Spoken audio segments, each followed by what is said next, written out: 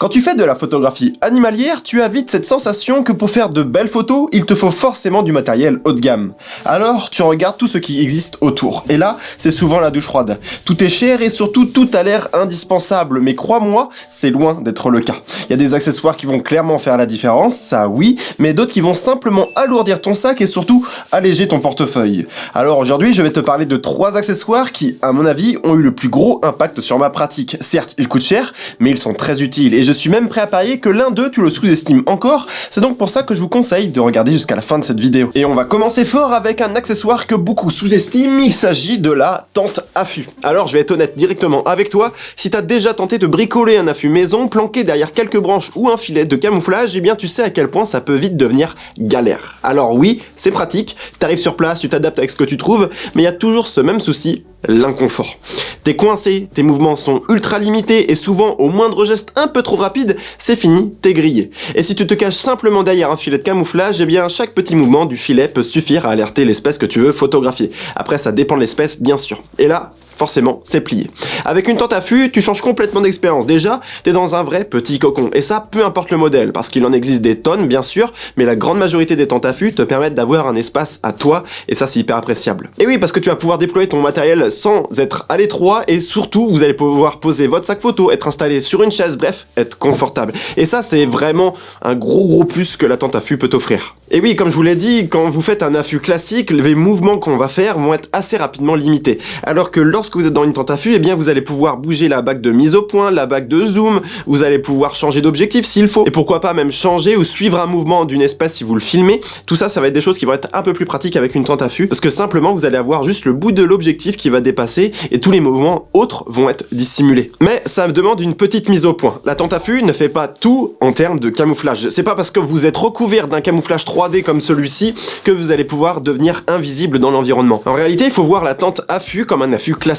Ça demande la même rigueur en termes de camouflage une fois arrivé sur le terrain, et même de réfléchir où la placer. Parce que effectivement, si vous avez une tente affût et que vous le positionnez en plein milieu d'un champ, sans pour autant avoir quelque chose autour, eh bien vous allez être grillé tout aussi rapidement que lorsque vous aurez fait un affût classique. Mais forcément, si vous réfléchissez un tout petit peu sur le positionnement de celui-ci, pourquoi pas en mettant un filet de camouflage supplémentaire sur l'affût, pourquoi pas en vous mettant à côté d'un arbre, bref, tout ça en fait ça doit être quand même réfléchi et ça demande un petit peu de rigueur, et c'est pas parce que vous allez pouvoir être dans la tente affût que vous allez complètement devenir invisible, parce que oui, la plupart des espèces, eh bien ils vont quand même avoir une certaine crainte lorsqu'ils vont repérer un nouvel élément sur leur environnement, et en plus de ça, bah c'est pas simplement une canette qu'on aurait posée sur un champ, c'est vraiment une grosse tente. Bon là celle-ci elle est pas très grande, mais il y en a qui existent un peu plus grandes, mais dans l'idée, c'est suffisamment balèze pour que les espèces puissent se rendre compte qu'il y a un nouvel élément, et encore une fois, après ça dépendra des espèces que vous voulez photographier. Et donc finalement, pour être honnête avec vous, quand j'utilise la tente affût, eh bien je vais vous dire que ça sera peut-être à 20% de mon utilisation. Vous allez me dire, bah finalement c'est pas grand chose, pourquoi tu me conseilles d'acheter ça alors que tu l'utilises quasiment jamais? Eh bien en fait, dans certaines situations, je trouve ça vraiment beaucoup trop pratique pour s'en passer. Alors certes, c'est un petit budget, mais après ça se dégrade pas tellement dans le temps. Une fois que vous l'avez, on va dire. Mais c'est vrai que dans certaines situations, par exemple lorsque je photographie des rapaces, eh bien tout de suite, je vais être vraiment à l'aise, et surtout lorsque le rapace que j'attends depuis un certain temps passe à côté de moi, eh bien je suis pas grillé simplement parce que en fait je suis caché aussi au niveau du haut. Ou même lorsque je fais des affûts de plus de 5-6 heures, tout de suite je vais être beaucoup plus confortable, je vais pouvoir mettre une chaise comme je vous l'ai dit, donc tout de suite ça rend l'affût un peu moins pénible, et donc c'est quand même appréciable. Honnêtement, c'est un des investissements que j'ai jamais regretté. Alors certes, c'est pas celui que j'utilise le plus, mais en tout cas je suis toujours content de l'avoir. Mais le confort et la discrétion, vous le savez, c'est qu'une partie de l'équation.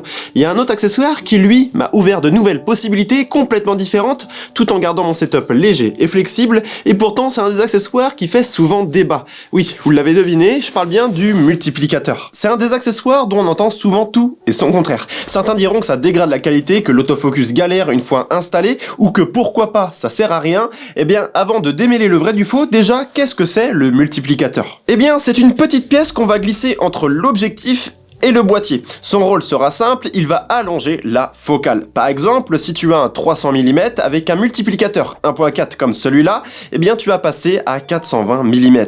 Donc forcément pour la photographie animalière, pouvoir gagner en portée sans transporter un deuxième énorme téléobjectif, eh bien c'est super intéressant. Mais il y a un point qu'on oublie souvent de bien expliquer. Le multiplicateur comme celui-là, eh bien il a un impact direct sur la lumière qui entre dans ton objectif. Concrètement, il va réduire ton ouverture maximale. Je te le simplifie. L'ouverture, c'est un peu comme l'ouverture d'une fenêtre. Plus elle est grande, plus il y a de la lumière qui rentre.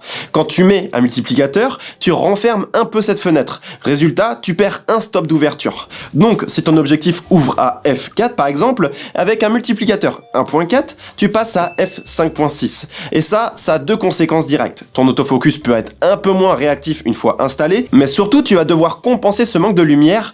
Et souvent, ça passe par une montée en ISO. Et ce qui veut aussi dire du coup, qui va découler sur autre chose, c'est que la photo que vous allez prendre va avoir un peu de bruit si votre boîtier gère un peu moins bien les basses lumières. Et c'est vraiment là que ça peut coincer. Si ton boîtier ne gère pas bien les sensibilités basses, eh bien tout de suite vous allez avoir beaucoup de bruit et ça va vite être galère. Ça c'est sûr. Mais par contre, une fois que tu le sais, eh bien tu peux totalement l'anticiper. Moi je le recommande d'utiliser le multiplicateur avec un objectif qui ouvre à f4 minimum. Ça te laisse une ouverture finale à f5.6, ce qui reste très correct pour la photographie animalière. Et du côté du piqué, soyons clairs, avec un bon multiplicateur, la différence est quasiment imperceptible. Et honnêtement, j'abuse vraiment pas. Les idées reçues sur la dégradation de la qualité sont franchement exagérées, je trouve en tout cas, et le vrai truc, c'est d'avoir conscience de cette perte de lumière et de savoir quand l'utiliser et de ne pas le laisser monter tout le temps, à n'importe quel moment. Moi, je l'utilise principalement avec mon 300 mm pour avoir cette flexibilité, donc je passe à 300 à 420 sans changer mon setup et surtout sans l'alourdir et sans perte de qualité, vous l'aurez compris. Et pour ceux qui se posent la question du doubleur, eh bien on en parlera en détail dans une prochaine vidéo parce qu'il y a quand même pas mal de choses à dire là-dessus aussi. Alors attention quand même, un multiplicateur ne peut pas être mis sur n'importe quel objectif. Il va falloir quand même que l'objectif puisse accueillir des multiplicateurs ou des doubleurs.